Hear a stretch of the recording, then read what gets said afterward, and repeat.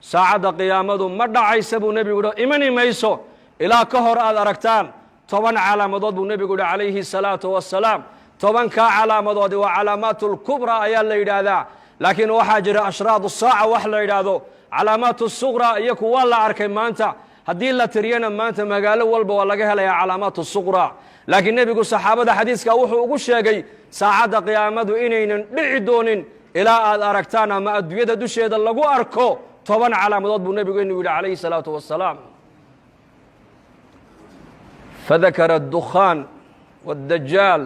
ودابة ونزول عيسى بن مريم وطلوع الشمس من مغربها وخروج يأجوج ومأجوج وثلاثة خسوف خسف في المشرق وخسف في المغرب وخسف في جزيرة العرب وآخر ذلك النار تخرج من قعر عظم تحشر الناس إلى محشرهم بنبي يري عليه الصلاة والسلام وحو رسول كينو يري ساعد قيامته ما دعي دونتو إلى الله أركو 10 علامات markaa buu nebigu sheegay qiiq samada ka imanaya buu nebigu sheegay kama fii nasi الqur'aan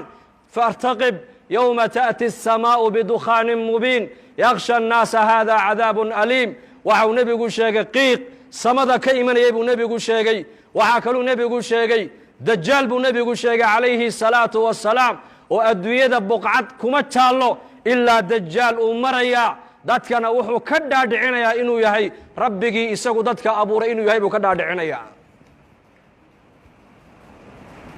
wa sharu ghaa'ibin yuntadar ayuu nebigu yidhi fadajaal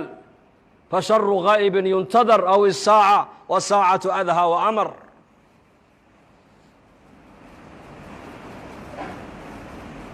dajaal buu nebigu sheegay inuu imanaya aakhira zamaanka maanta zamankan maanta ka warrama saxaabada rasuulka ridwaanullaahi calayhim ajmaciin axaadiista dajaal ku saabsan markuu nebigu uga warramaayo waxay yidhaahdeen waxaan moodi jirnay sida uu hadalka nebigu quluubtooda u saamaynayey dhirta naga dambaysa inuu dajaal ku jiraan u malaynayna asxaabtu yidhahdeen waa 1400 sano ka hor weeyaan waxaas uu nebigu ka warramaayo innagana maanta zamankeenna ka warrama corona virus baa maanta caalamka o dhan wareeriyo oo la hadal hayaa xanuun amar ilaahay ku socda oo jundun min junuud illaahi ah oo qofkii ilaahay ugu talagalay mayna qof kale aan ku dhacayn ayaa caalamkao dhan labadii isku timaadda maanta ay ka sheekaysanaysaa saxaabaduna 1400 sano ka hor waxay ka sheekaysanayeen dajaal inuu soo socdo marka uu nebigu dajaal uga sheekaynayana bay yidhaahdeen waxaan u malaynaynay yaqiinta khabarka nebiga ay u qabaan dhirta naga dambaysa dajaal inuu ku jiraan u malaynayna asxaabtu yidhahdeen dajaal buu nebigu sheegay inuu adduunkao dhan maraayo janno iyo naar wax u eg buu wataa waxau nebigu leeyahay calayhi salaatu wasalaam qof allii qofkii isaga rumeeye raacana waxaa jannada u eg u wato ayuu ku tuurayaa dad allii dadkii isaga inkira yidhahda rabbi ma tihide kaafir dajaala ayaa tahayna naartuu ku tuurayaa markaa buu nebigu leeyahay calayhi salaatu wasalaam 10 aayadood ee suuratulkahf ninka akhrista maalintii ilaahay fitnada dajaal waa ka badbaadiyaa buu rasuulku yidhi wa fii riwaayatin 10 ka dambena nebigu waa sheegay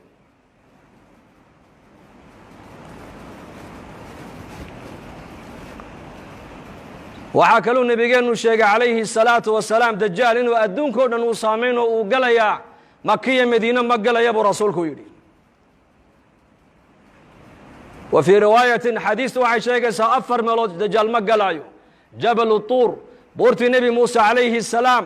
loogu waxyooday ee ilaahay nebi muuse uu kula munaajooday ma galayo dajaal makana ma galaayo madiinana ma galaayo qudusna ma galaayo buu rasuulku yidhi masjid alaqsana dajaal ma galaayo laakiin shiriiriin dadka sharka badan leh munaafiqiinta ee makiya madiine dhexdeeda ku dhuumanaya ku nool ayakaa dajaal bannaanka ugu baxaya buu rasuulku yidhi calaamadda saddexaad buu nebigu yidhi waa daabad dhulka ka soo baxaysa buurta safa la yidhaha ina asafa waalmarwa sakhradaa bay ka soo baxaysaa iyaduna adduunyadao dhan bay maraysaa qof kastoo adduunyada ku yaallabay yuu nebigu yidhi waa ishaabadayn waxa qof walba uu yahayna way ku qormi doontaa buu rasuulku yidhi muuminka muumin bay ku shaabadayn kaafirkana kaafir bay ku shaabadayn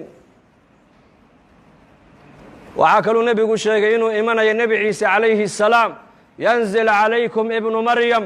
xakaman cadalan fayaksira الصaliib wayaqtula alkhinziir wayadacu اljizyata nebi ciise calayhi salaam ayaa dushiina ku soo degi doona buu rasuulku yidhi xakaman isagoo xaakima shareecadda islaamku adduunyada ku xakumi doonaa uu cadaalad fali doonaa dulmiga maanta aqal walba iyo mujtamac walba saameeyey uu ka rafici doonaa saliibka gaaladu ay yidhaahdaan nebi ciise lagu xidhoo lagu daldalayna uu jebin doonaa cadaaladda islaamku adduunyadoo dhan ku xakumi doonaa buu rasuulku yidhi waxaa kaluu nebigu sheegay yaajuuja wamaajuuj in iyakana la furi doono buu rasuulku yidhi waa laba ummadood oo ku abtirsada yaafith binu nuux bay ku abtirsanayaan ummaddiiba waa 400,000 mid iyaka ka mida ma dhinta baa la yidhi ilaa uu arko 1 wiiloo isagu uu dhalay oo qaan gaadho dagaalka galay mooyaane ummaddaani adduunyada waa lagu soo furi doonaa xataa idaa futixat yaajuuju wamaajuuj wahum min kulli xadabin yansiluun waa ka qur-aanka ilaahay noogu sheegay waxaa kaluu nebigu sheegay ashamsu buu nebigu yihi calaamadda lixaad waxaa ka mid a cadceedda oo ka soo noqota meeshay ka dhacdo laba marxalo qofku intaynan soo gaadhin hadduu toobadkeenna buu nebigu yihi toobadda ilaahay jalla wacalaa waa ka aqbalaa laba marxaladood naftu markay ka soo baxdo jidhka oo dhan ee halkaa hunguriga dhuunta iskugu timaado hadduu yidhahdo qofku markaasan ilaahay u soo noqonayaa toobaddaa laga aqbali maayo nacam hadday cadceeddu galbeed ka soo noqotona albaabkii toobadda waa xidhmay buu rasuulku yidhi 3 meeloodoo adduunyada ku taallana buu nebigu yihi dhulka ayaa gu'i doona khasfun fi lmashriq dhulka cadceeddu ay ka soo baxdo waddanno dhan iyo ummado dhan baa la waayi doonaa calaamadda 7aadi waa taas calaamadda 8aad buu nebigu yihi khasfun fi lmaqrib galbeedka adduunyadana waddanno dhan iyo ummado dhan baa dhulku la gu'i doonaa calaamadda 9aad buu nebigu yihi khasfun fii jasiirati alcarab jasiirati alcarab dhexdeedana dhul iyo ummado dhan baa la waayi doonaa calaamadda 10aad buu nebigu yihi walaalayaal waa naar ka soo baxaysa cadan magaalada cadan gunteeday ka soo bixi doontaa banka qiyaame dadka ku soo ururin doontaa buu rasuulku yidhi 10kaa calaamadood baa ka soo horreeyey buu nebigu yihi saacadda qiyaamada 10kaa calaamadood maanta wax ka sheekeynaya waa yar yihiin